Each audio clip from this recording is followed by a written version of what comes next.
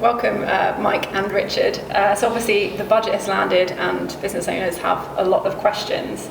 So we'll get straight into it. The first question is, the budget always makes headlines. But beyond the noise, what do you both see as the three biggest themes that business owners should be considering and looking at? Three biggest themes, tricky. For me, it wasn't much of a budget. It felt more of a political statement. There's nothing that's really significantly changed right now that's going to fix the damage that we were told that we had. For me, it's probably not three messages, it's probably just a couple. One is, continually looking at your cost base and how there are enforced changes to that cost base. Thinking about the 4 and 8.5% increase to minimum wage, national living wage, whatever the new moniker is. That's one element, and it's really disappointing, the change in salary sacrifice for pension. Really disappointing. Sure, we'll come on to that, but for me the headline is, you've got 3 years still, so you should be taking action now and getting the benefit of that 3 years. So it's 2, not 3, but. Thank you. Okay, Richard, I don't know if you've got 3 different ones or 2. No, it's picking up on that. The biggest takeaway for me across all of this is the requirement. You need to know where you are on any given day. You need to have at your fingertips, right? What is my performance today? Where are we? What cost base do we have? Yeah, and we know, most of what was announced yesterday is around 2, 3, 4 years out, and therefore you've got that time to plan. It just puts more emphasis on knowing where you are and putting those forecasts in place and making informed decisions. If you don't have the information, you can't make the decisions, or you make bad decisions. So very non-specific to what was announced, but it just puts more emphasis on that for me. So there you go, 3 between us. We've got 3, I think. Yeah, we've got 3. So there's a lot of talk about restoring productivity, rebuilding confidence. Are business owners likely to feel that in the short term? No, not from this budget. Going back to what I said earlier, the cost base has increased again. And for me, it feels like that's a continuing theme. In the last budget, we had an increase in national insurance, and quite a significant increase. And then it seemed like, where did all this unemployment come from? So it's that almost unintended consequences, or just an inability to see the outcome of the decisions. That hit particularly hard at the lower end of the wage profile, because they made a change to the national living wage and brought it into national insurance. Employers made different decisions. So you can look at employing somebody who is very young, maybe straight out of university, has almost no practical experience at that point. They've made those people 4 or 8.5% even more expensive, plus the on costs. So there's a real decision now for business owners. Do I put 25 grand a year into somebody who isn't really going to hit my productivity very hard because they don't know enough yet? Or do I put 25 grand into a system and a process, or a machine learning version of that person, and save 25 grand every year after that? So it really is playing into the, AI is a buzzword. AI has been with us for a long, long time, but it's just called something else before. It's called machine learning. But where you've got the ability to get a computer system or a process of some description to do the heavy lifting, you won't employ the cheaper labour to do it. Now we're already seeing really high unemployment in the younger generation. This is just going to make it worse. So business owners will vote in a particular way with their cost base, And when they see a reasonably unproductive cost base, certainly in the short term, becoming more and more expensive, they won't buy it. That's how the world works. So I think for the under 25s, this is another crushing hit. It looks like they're getting a pay rise, but actually what it means is there's going to be more unemployment in that area. That can't be good for our economy now or productivity in the future, because we need these people in jobs learning so that when they are more productive in 5 years' time, they've got experience. Yeah. They're not going to get that. So it just feels really short-sighted. Yeah, I would agree with that. Yeah, I'd look at it a little bit differently. There was nothing said yesterday about training, for example. Nothing was said around how we're going to help you train the workforce of tomorrow. Now, there are things, but there was nothing to send a message on that front. With the national insurance increase last year, every conversation I had with a business owner, everybody knew what that figure was, what their increase was, and they knew what it represented. It could have been, an analyst over there who cost 30 grand, or admin support that cost 12 grand, whatever it was. They knew what the figure was, and people don't forget those figures. And to the point where, can I afford to employ somebody? Well, actually, the other question is, I know that I've got an increased cost base of, say, 50, 60 grand. I need to cut people. It's not necessarily employing people. And that is demotivating for everybody. You're then looking at trying to raise productivity in a smaller workforce to do the same job. And that's hard. That's hard.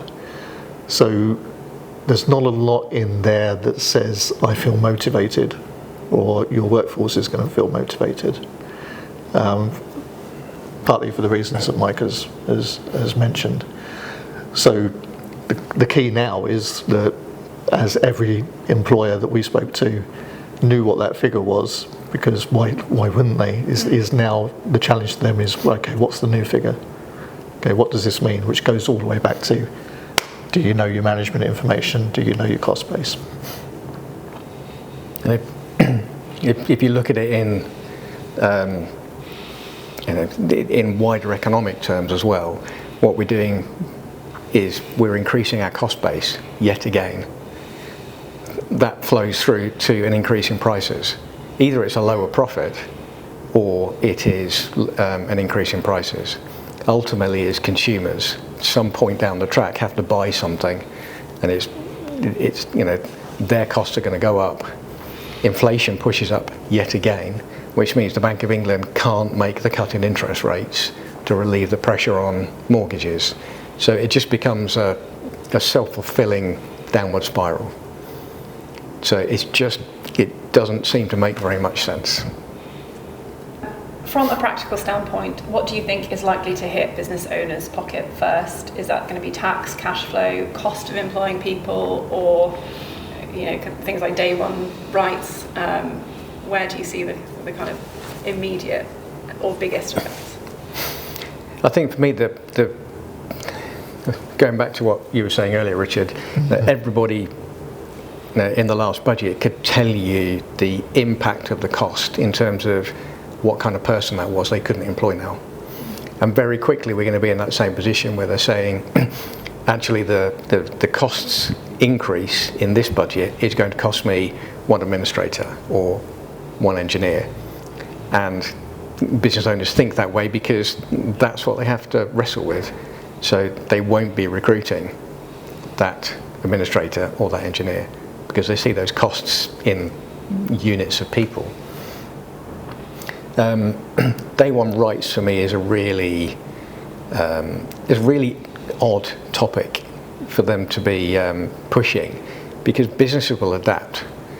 So if you have you're not allowed to do probation, we'll just build that in differently. You can have a 3-month fixed term contract. So employment will be completely different for people. I suspect there'll be legislation that says you can't do that, but there isn't at the moment. But businesses will adapt because businesses can't take the risk of employing the wrong person and not being able to adjust. So that's not going to be good for individuals.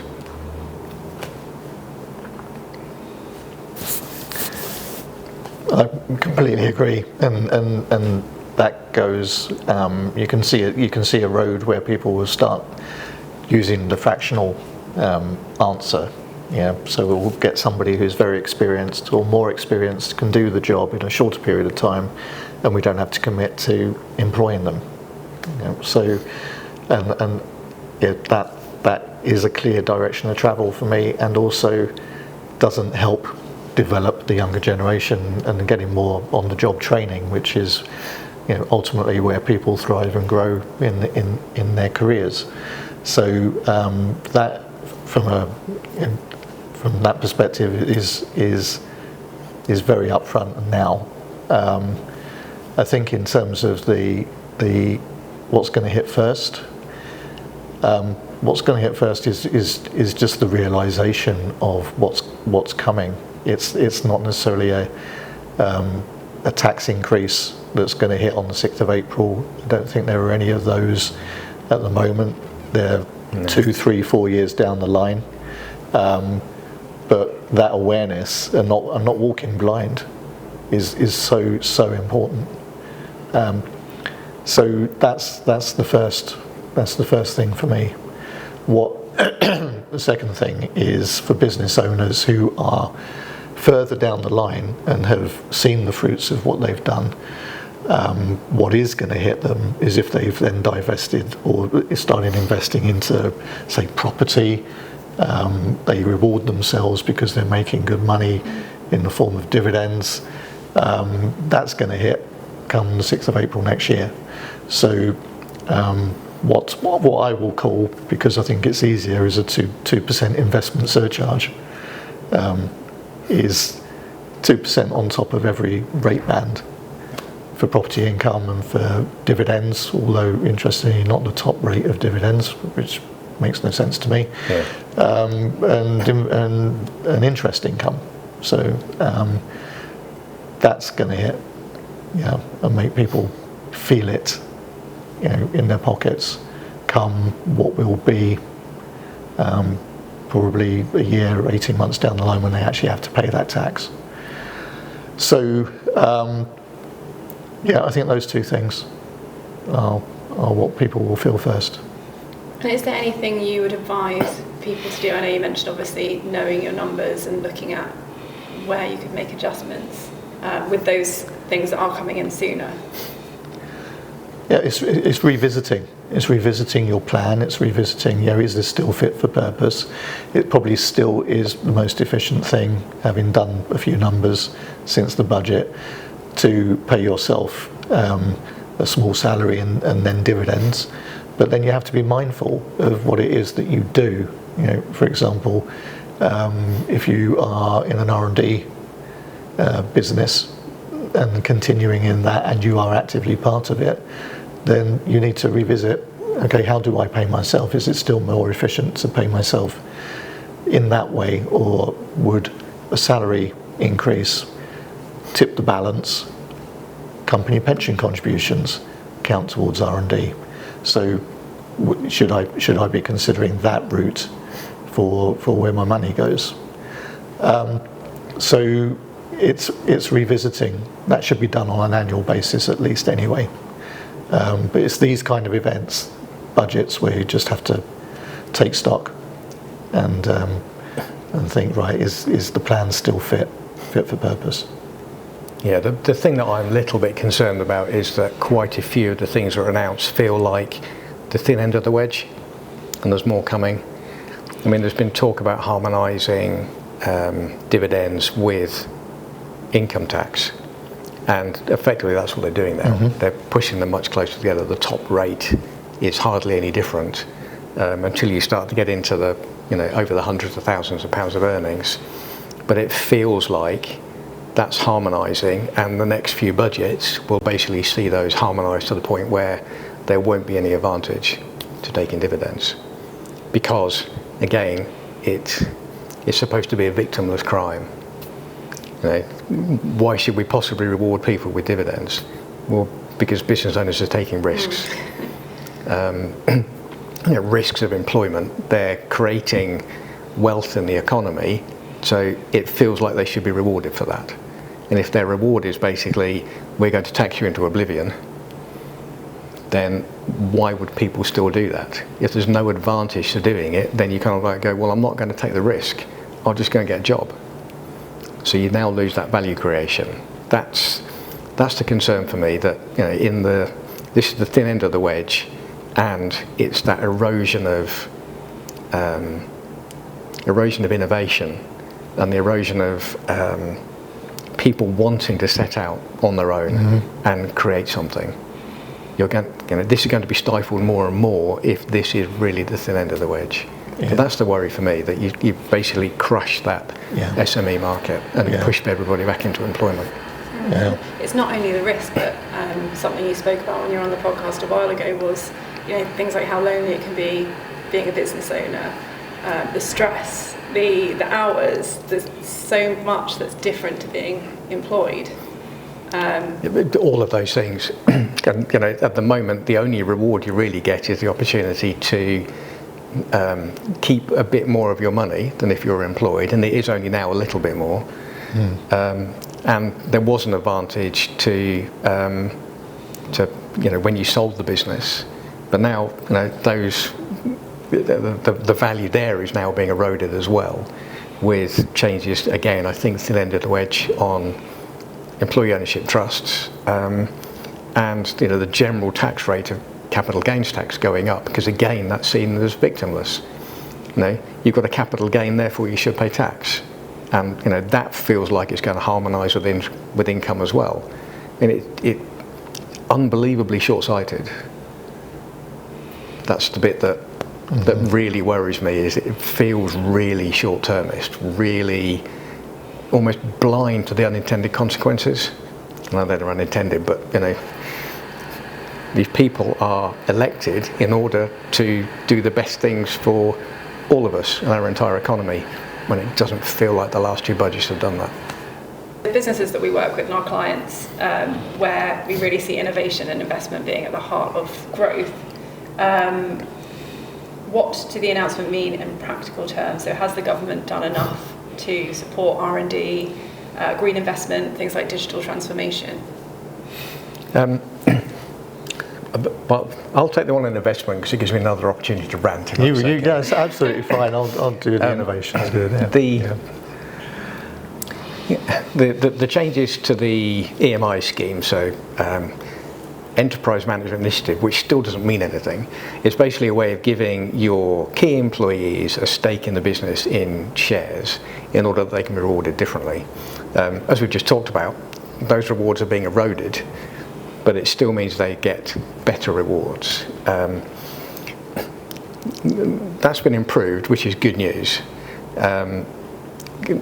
It was already a generous scheme, and it's now slightly more generous. So that is good news. The changes to all of the rates on the EIS. Help me out here. VCTs. No, what does it SEIS? stand for? What's it stand EIS. for? Enterprise Investment Scheme. Thank you, Enterprise Investment. All these three-letter acronyms that even when you know what they mean, still don't mean anything. This is the ability for individuals to invest in companies and have their investment protected by the tax scheme, by the tax arrangements. Fantastic. And they've moved the limits from 10 million to 20 million. It was already incredibly difficult to find individuals with £10 million to invest in businesses, and the fact they've doubled that to now 20 million actually doesn't do anything at all. It just doesn't help. Finding these individuals is incredibly difficult. Then convincing them to part with their money is even more difficult. The fact that you've now got the opportunity to do that to twice as many people doesn't actually make any difference. So that it makes a headline. It just doesn't seem to actually do any practical good, and that is disappointing. They've missed the opportunity for me. Okay.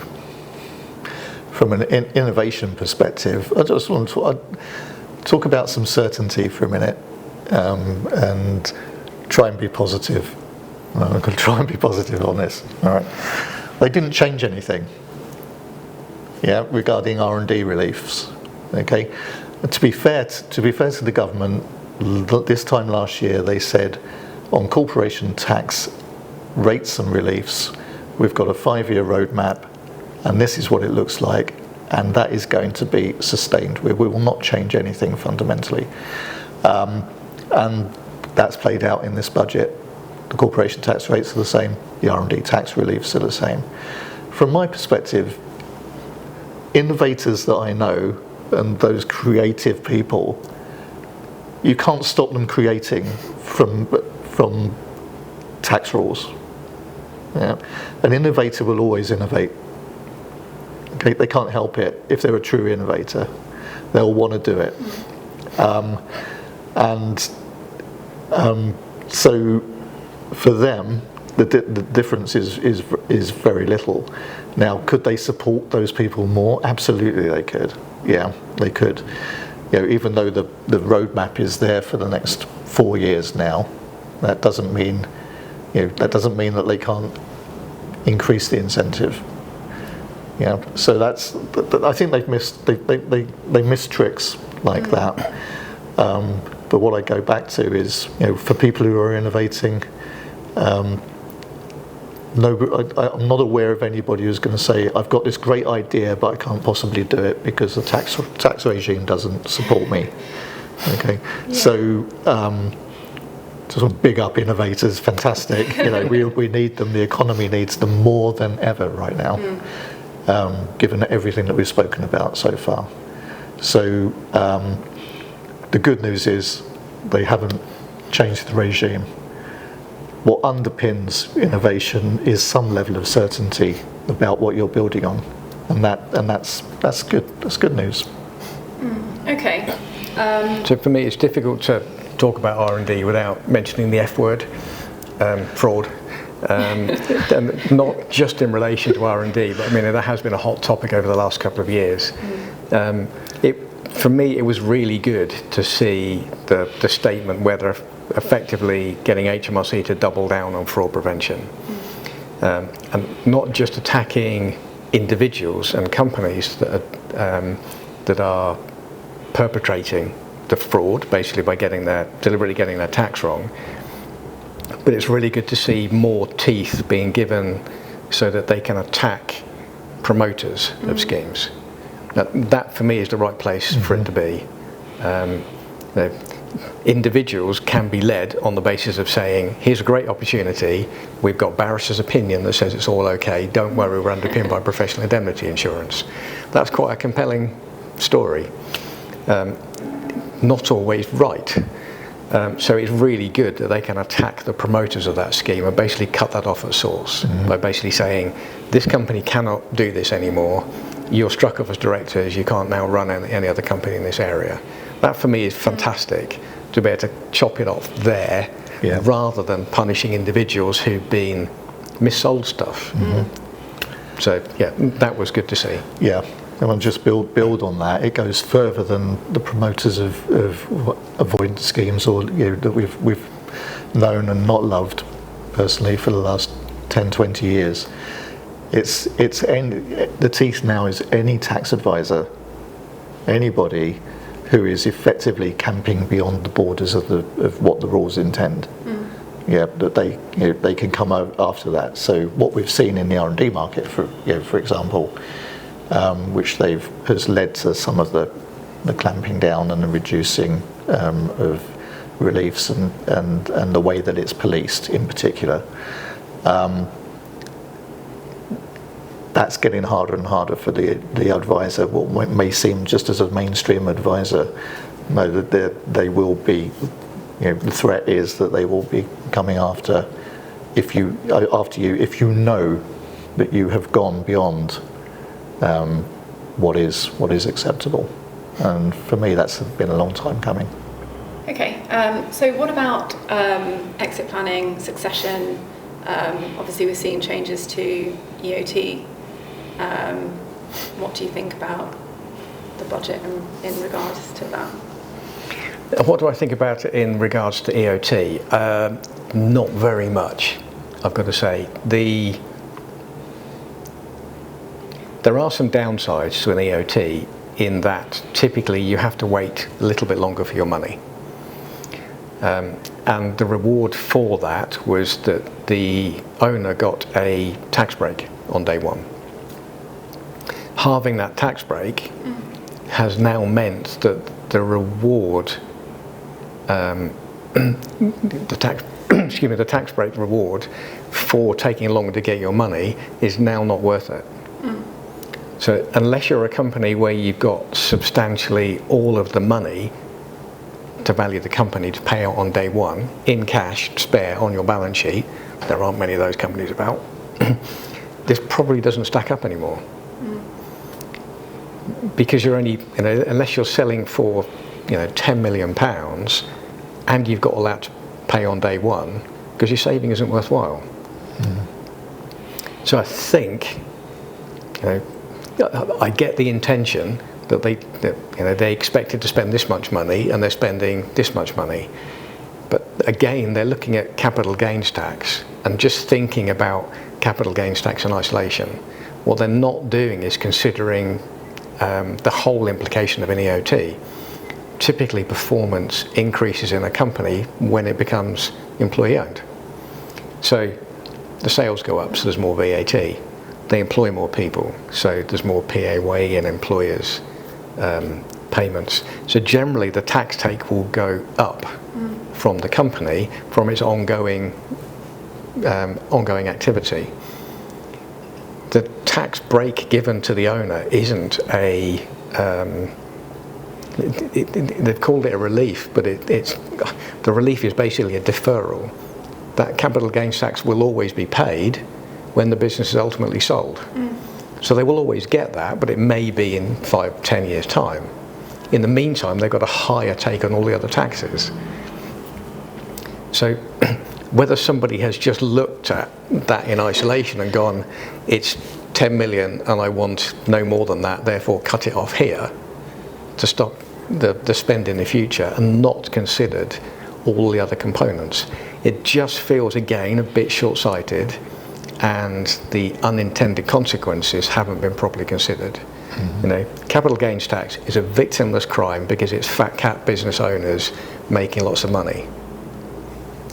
It's a reward for 15 years of struggle and risk and stress and value creation in the economy. That's the reward that now has been trampled on to the extent I think they'll break it. So I don't know any of the clients that we're currently talking to about EOT where I would say to them, yeah, keep doing it, it's a good idea, because of the position of that company. So I think it doesn't just restrict it, it's going to trample all over EOT. So I suspect that may not come through, or there may be transitional elements. I've done it before when the example, big announcement, you're not allowed to offset your mortgage interest on rental income. There was such a massive backlash on that, so they went, okay, got that wrong, we won't do it for another year, and then when we do, we'll bring in transitional elements for 4 years, more than that. I can see that happening with EOT, because they'll doing what they do, they'll break it, so none of them will happen anymore, and that can't be the right. That can't be the right answer. If you go back to, politics with a small p, you would expect a Labour Party to want ownership in the individual employee's hands. That feels like the right direction of travel for a left-leaning government. By breaking EOT, they're going to stop that in its tracks. So that feels like the wrong decision. So my suspicion is that could be reversed. Yeah. Succession planning more generally, it feels like the field has been narrowed in terms of options, which means you'll have less successful successions. So, which for me then means, well, legacy. Those who've got legacy in their head, that this is what we want. We want this to endure. We want our employees to be carrying on doing this thing, this innovative thing that we've done maybe, to carry on to get to its maximum potential, even though I'm now out of the picture as a founder or an owner. It's narrowed the options, and I think we'll see less successful transitions into of businesses that will carry on thriving, and that's a shame. That is a shame. It is narrowing the field. What are you left with if EOTs are off the table? You're going backwards. You're going back to trade sales. You're going back to management buyouts. Where's the cash for that, especially now? Or you're simply letting the business die. This obvious route, which has got so much potential, is in danger. It's like a candle just being snuffed like that for me. Yes, and going back to the macro level, what we talked about earlier, there are some elements in here that are potentially inflationary, which means the Bank of England will come under pressure to maintain interest rates.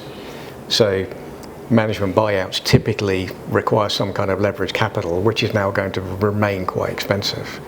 I say expensive, if you look at the last 25 years, it's still pretty cheap.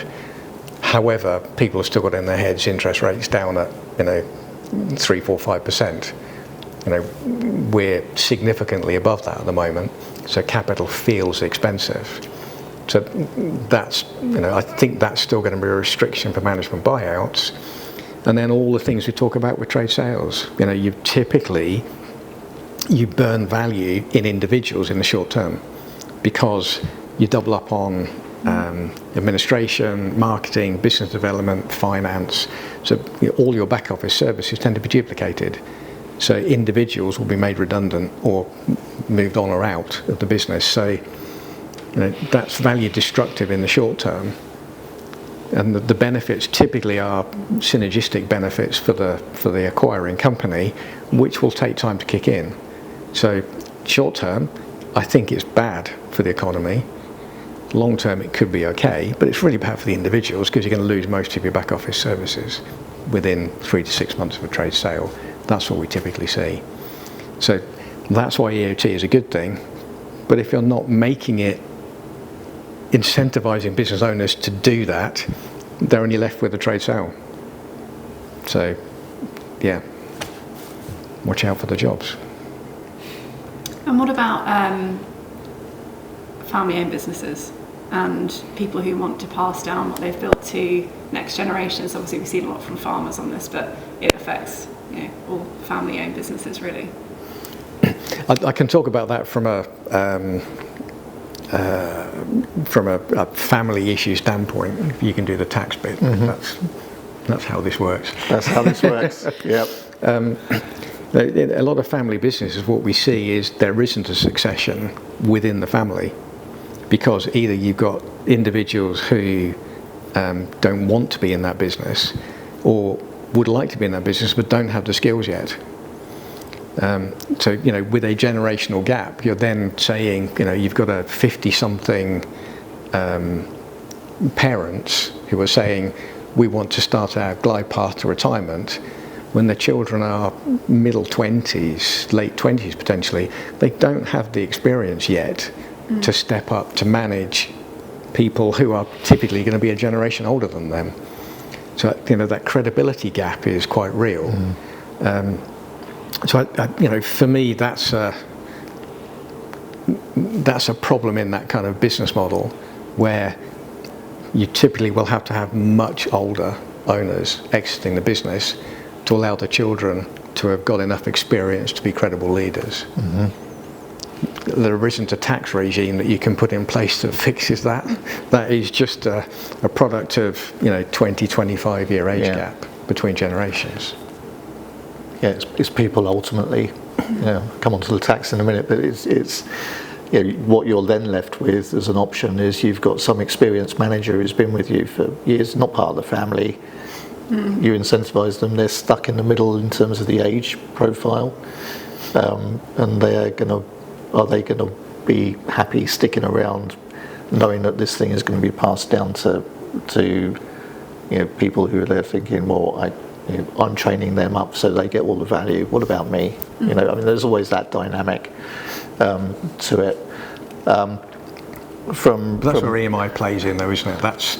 That is kind of the point of that. That is the point of something like EMI. But then for EMI to kick in, you've got to have an ultimate exit. The incentive is the ultimate exit, which may, either you become a shareholder and then the family decide, well, we're going to buy you back at the appropriate time. That could work. But you need that exit. So from a tax perspective, what's changed? If you have succession, if you keep having succession, then depends on the value of the business. So now we're in a situation where each individual who has an interest in a business, say a shareholding in a business, and it depends how many there are, has this £1 million allowance for business property relief, which if their share exceeds that, then there's going to be inheritance tax on half of the excess, all depending on what else they've got going on in their estate, okay, and who they're going to pass this to. But if it's passing down the generations, that becomes a real cost. So how do you work that through? You need cash ultimately to pay the bill. So this all goes back to, are we looking after business? Because the whole point of 100% business property relief and 100% agricultural property relief was not breaking up businesses, which inevitably means if you've got to find cash, you're going to sell a bit of the business off, or you're going to not employ so many people. All of which is today's tax, but you're not getting tomorrow's tax stream through all the things that Mike has mentioned on the EOTs. Your VAT, your national insurance, your corporation tax, all those things start getting eroded. So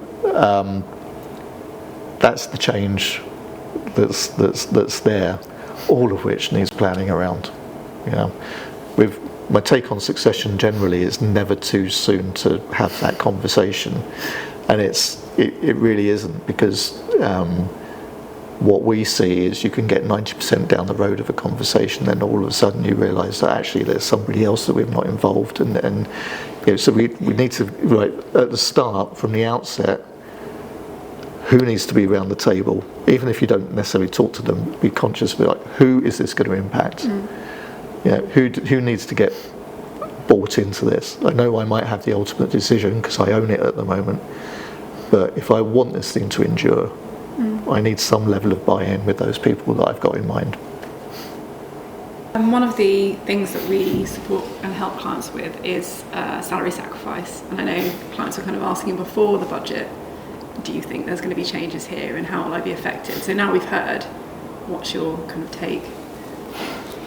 At the highest level, salary sacrifice is still doing while it's available. The bit that I think concerned about is this restriction of £2,000 for pension contribution. Now, people tend to gather around the limits, the tax limits. So if that means that people then say, I'm only going to put £2,000 in because that's the salary sacrifice limit, you're then really curtailing the potential for people's pensions. We've heard it for, I think for probably one generation. You must be securing your retirement.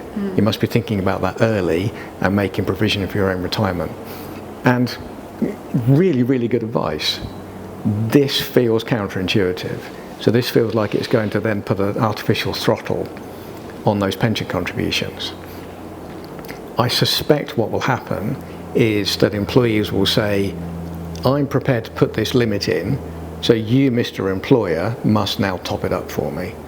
So as part of my package, I want my base salary. You say 5% contribution. Actually, it needs to be 10 now, because I can only put this in myself. So I think what it's doing, it will ultimately do, is push those costs back to employers. another increase in cost of employing people with, we've already had a national insurance hit last time, we've had, mandated pay rises for the lower level salaries this time, and now we've got a pension cost coming in as well. Apart from the fact that there's a national insurance benefit to the salary sacrifice which will be lost. So all of these things are adding cost to business. Employers will make a decision based on that cost, and they will say, my cost base per employee is going up. Again, I won't employ the people. I will either attempt to get my existing people to do more, or I'll bring technology in. And it's the again, politics with quite a big P, I suppose. The oil producing cartel that runs adjusts the price of petrol effectively by changing the price of oil. And what they deliberately did a few years back was drop the price to squeeze investment on renewables. So renewables are only borderline at the moment. When oil was more expensive and petrol was more expensive, renewables were viable because the cost base was below the cost of petrol. So all the investment went to renewables. Now it's come away because they've dropped the oil price again. This feels like the same kind of argument. Employers will look at the cost of employing people and go, it's too expensive. I'll make a different choice.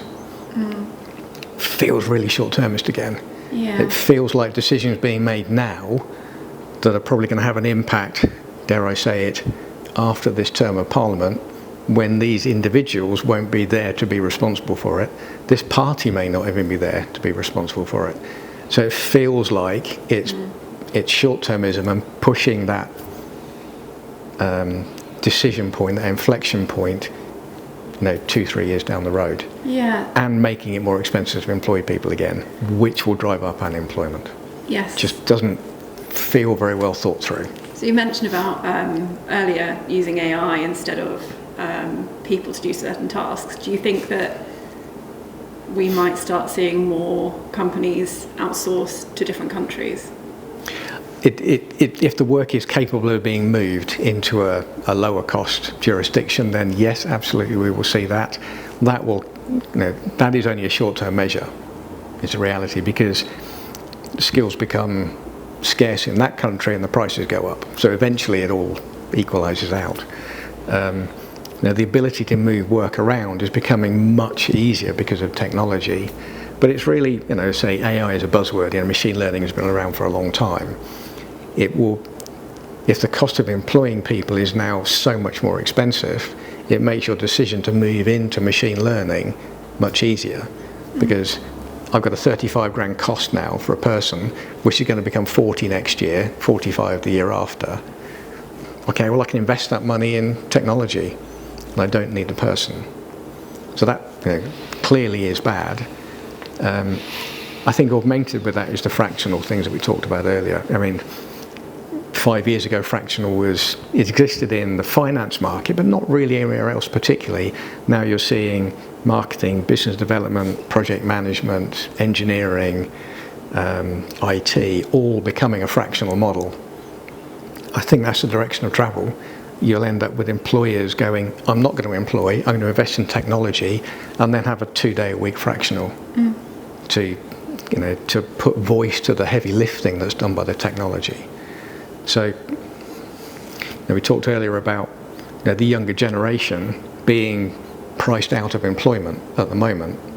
They're going to be priced out of employment plus pushed out by technology. So I am really genuinely worried for the younger generation at the moment in that getting into employment is going to become more and more difficult. And that can't be the answer for this as a country. For a global economy, it cannot be that we cannot go, right, well, from this generation onwards, nobody gets employed. That just doesn't make any sense. It's also horrific for the long-term tax take. As people fall out of the tax system because they retire, nobody's coming through. I have a genuine concern about that. Not quite sure how, as an individual, you fix it. But as a society, we should be really worried about that. Richard, do you? I'm fully on board with that. You know, I'm tempted to sit here and say, you know, okay, you might have all these costs, but for the future of your business and the future of the nation, let alone we could talk about mental health and all the costs that are associated with that, and you know, future burdens on things like the NHS. Just employ people, please. Just you know, if you have the option and it's this or that, people need a future, and it's so important. And out of that, we will then get innovation. And now I'm in this business, I can see what needs to happen. You might not have thought of that, but what about this? You know, not everybody will be like that, but the ones who are will be the people who create the wealth in the future. So, if you could give business owners one piece of advice to take away from this budget, what would it be? For me, it's got to be, well, first of all, an apology. Kind of like, it was a hell of a downer, that last bit.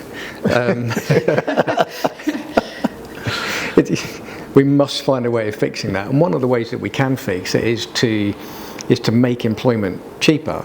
And one of the things we can do for another 3 years is utilise salary sacrifice to offset some of the damage that has been handed to us in terms of increased national insurance. So we still have 3 years where we can push pension contributions and electric vehicles through salary sacrifice, which can offset, you know, some, if not all, and maybe even mitigate the whole, the original national insurance bill. So that is still available. We have to make employment cheaper so that it's the right option for companies. Salary sacrifice is still available, and we should grab it. So, you know, my one piece of advice: get out there, challenge your advisors, get somebody to do this for you. It's a whole load of admin, there's HR contracts that need to be looked at.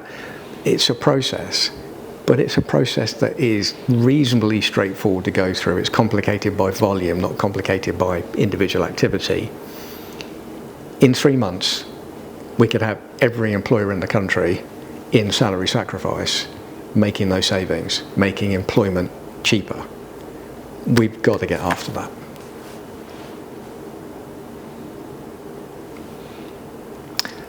For me, it comes back to, as it generally does, comes back to understanding your business, knowing where you are. One piece of advice is you have to be able to make informed decisions.